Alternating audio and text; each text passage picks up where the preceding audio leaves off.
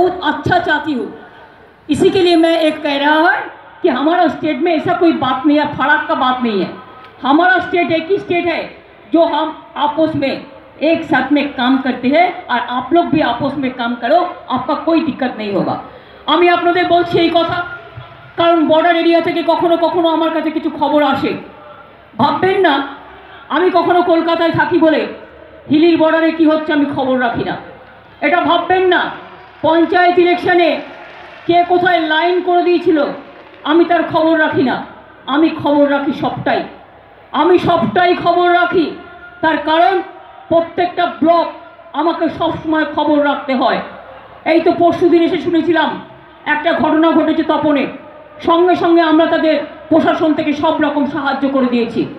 আমি মনে করি কোনো মানুষ বিপদে পড়লে আমি রাজনীতির রং দেখি না, কোনো মানুষ বিপদে পড়লে সেই পরিবারকে বাঁচানো, সেই সংসারকে বাঁচানো, সেই মানুষকে বাঁচানো, এটা আমাদের প্রথম কাজ এবং আমি সবাইকে বলবো এই কাজটাই করতে। সেই জন্যই তৃণমূল কংগ্রেসটা আমি করি।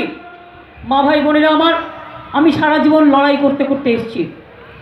আজও ক্ষমতায় আসার পর রাজ্যে বিজেপি সরকার আমাদের টাকা দেয় না, অনেক রকমভাবে আমাদের উপর অত্যাচার করে, প্রতিবাদ করলে মিথ্যে মিথ্যে কথা বলে, কুৎসা করে, অপপ্রচার করে, চরিত্র হনন করে, হিন্দু মুসলমানে ভাগাভাগি করে, হিন্দুতে ভাগাভাগি করে, মা মেয়েতে ভাগাভাগি করে, মুসলমান খ্রিস্টানে ভাগাভাগি করে, আদিবাসী হিন্দুতে ভাগাভাগি করে। আমরা এটা করি না। আমরা যখন ছোট্ট ছিলাম আমাদের বাবা মা শিখিয়েছিলেন সবাইকে ভালোবাসবে, সবাইকে নিয়ে চলবে, বয়োজ্যেষ্ঠদের সম্মান দেবে, বয়োজ্যেষ্ঠরা যদি দাঁড়িয়ে থাকে নিজের চেয়ারটা ছেড়ে দেবে, আগে তাদের বসতে দেবে, তারপরে নিজে বসবে। এটা তোমাদের কাজ, এটাই ছোটদের শিক্ষা। বয়োজ্যেষ্ঠদের সম্মান দেবে আর ছোটরা আবার বড়রা আবার ছোটদের ভালোবাসবে, এইটাই হচ্ছে আমাদের কাজ, এটা আমাদের সংস্কৃতি। কি চলছে আজকে? কেন ভোট চাইছে বিজেপি? কেন দেবেন? এক তো সিপিএম কংগ্রেস আর বিজেপি, সিপিএমের লোকগুলা গিয়ে বিজেপির প্রার্থী হয়েছে, দেখুন গিয়ে বিজেপির হয়ে ভোট করবে বলে।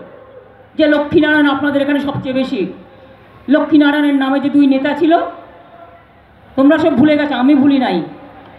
আমি অনেক অত্যাচার দেখেছি বলে আমি ভুলিনি। চলে গেছে মুর্শিদাবাদে লড়াই করতে। কি সাংবাদিক বন্ধুরা এখান থেকে গেছে তো? জঙ্গিপুরে গেছে কি যায় নাই?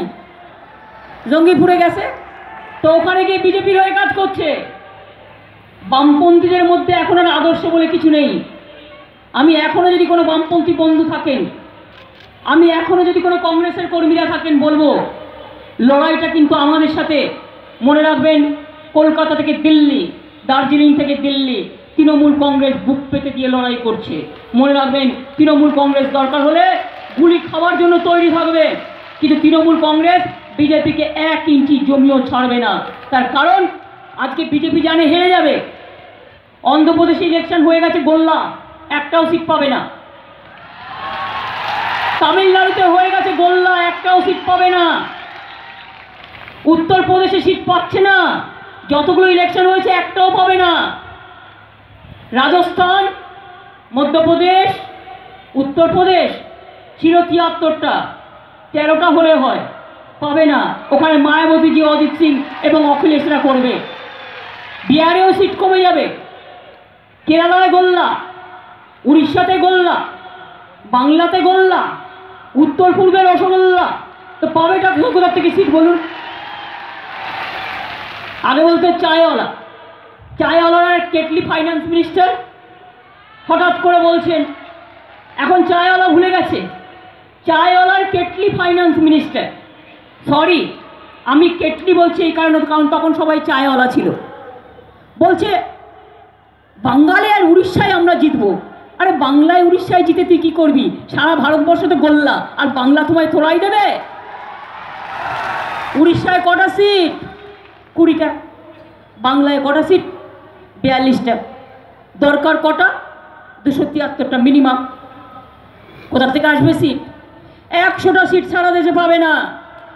আর মিথ্যে কথা বলে বলে এখন বাংলায় ঘুরে বেড়াচ্ছে, ভাবছে একটু হিন্দু মুসলমান করে দিই, একটু হিন্দিভাষী বাঙালি করে দিই, একটু মুসলমানে লাগিয়ে দিই, একটু ট্রাইবেলে লাগিয়ে দিই, একটু টাকা পয়সা খরচ করে দিই। একটু বাংলাটাকে ভেঙে দিই প্ল্যান করছে, পরিকল্পনা করছে। আমরা পরিষ্কার বলছি, দেখুন আমরা ধর্মকর্ম মানি বলেই বলছি। এটা কত সাল? 2019, ইংরেজিতে 2019, তার মানে বিজেপি ফিনিশ। আর বাংলায় কত সাল? 1426।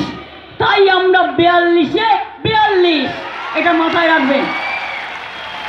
অঙ্ক যখন মিলে যায় তখন আর কোনো কথা হয় না। কখনো শুনেছেন প্রধানমন্ত্রীকে মানুষ ভয় পায়? বিজেপি নেতাদের দেখলেই মনে হয় ওরে বাবারে কখন দাঙ্গা করতে আসছে, কখন গদা নিয়ে তেড়ে আসছে, কখন তরোয়াল নিয়ে বেরিয়ে পড়ছে।